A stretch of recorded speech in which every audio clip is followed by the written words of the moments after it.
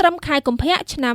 2026កន្លងទៅនេះគម្រោងសាងសង់ស្ពានឆ្លងទន្លេមេគង្គដីឥដ្ឋថ្មគោសម្រេចបានវឌ្ឍនភាពប្រមាណ 39.29% ដោយបច្ចុប្បន្នក្រុមការងារសាងសង់កំពុងតែពន្លឿនការងារសាងសង់នេះឲ្យបានបញ្ចប់ទៅតាមផែនការគម្រោងស្ពានឆ្លងទន្លេមេគង្គមួយនេះមានប្រវែង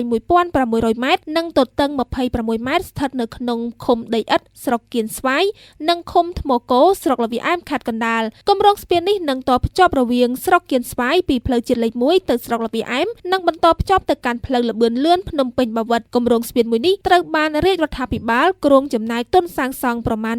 $230 លានអាមេរិកសម្រាប់សម្រួលដល់ការធ្វើដំណើររបស់ពលរដ្ឋទៅស្រុកល្វីអែមនិងស្រុកគៀនស្វាយដែលបច្ចុប្បន្នពលរដ្ឋនៃស្រុកទាំងពីរត្រូវធ្វើដំណើរឆ្លងស្រឡាំងប៉ុន្តែនៅពេលស្ពាននេះសាងសង់រួចរាល់ពលរដ្ឋអាចធ្វើដំណើរបានគ្រប់ពេលវេលាមិនមានការបង់ថ្លៃសម្រាប់ការឆ្លងស្ពាននោះឡើយបើតាមប្រសាសន៍របស់សម្ដេចអគ្គមហាសេនាបតីតេជោហ៊ុនសែនអតីតនាយករដ្ឋមន្ត្រីកម្ពុជាបានថ្លែងថាដំបូងឡើយគម្រោងសាងសង់ស្ពាននេះគឺស្ថិតនៅក្នុងគម្រោងរបស់ក្រុមហ៊ុនផ្លូវល្បឿនលឿនហើយរាល់ការឆ្លងកាត់ត្រូវបង់ជាប្រាក់ទៅឲ្យក្រុមហ៊ុនផ្លូវល្បឿនលឿនប៉ុន្តែដោយមើលឃើញថាពលរដ្ឋនៅស្រុកគៀនស្វាយនិងល្វីអែមអាចនឹងត្រូវឆ្លងកាត់ច្រើនដងនៅក្នុងមួយថ្ងៃទើបរាជរដ្ឋាភិបាលសម្រេចបញ្ចេញកញ្ចប់ថវិកាសាងសង់ដោយខ្លួនឯងដូច្នេះពលរដ្ឋដែលឆ្លងកាត់ស្ពាននេះទោះឆ្លងប៉ុន្មានដងក្នុងមួយថ្ងៃក៏នឹងមិនមានការបង់ថ្លៃនោះឡើយសូមបញ្ជាក់ថាគម្រោងសាងសង់ស្ពានឆ្លងទន្លេមេគង្គដីឥដ្ឋថ្មគោនឹងប្រើប្រាស់ពេលសាងសង់48ខែ